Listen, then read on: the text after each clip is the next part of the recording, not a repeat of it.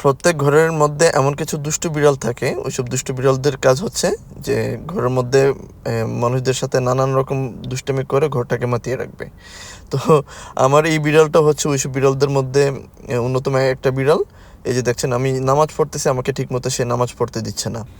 যতবার নামাজ পড়তে যাব এই নামাজের মধ্যে সে আমার পায়ের সাথে ঘষাঘষি করবে, আমার সেজের ভিতর যে বসবে, আমার হাতের মধ্যে সে চাটাচাটি করবে জিহ্বা দিয়ে। তো এই অবস্থায় সে করে, মাঝে মধ্যে খুবই বিরক্ত হই। তার জন্য সে আমার হাতে বেশ কয়েকবার মার খাইছে, কিন্তু বেহায়া কে শুনে কে কার কথা, বেহায়া তো বেহাই থাকবে, ওই ঘুরে ফিরে সে আমার সাথে খেলাধুলাই করবে সে।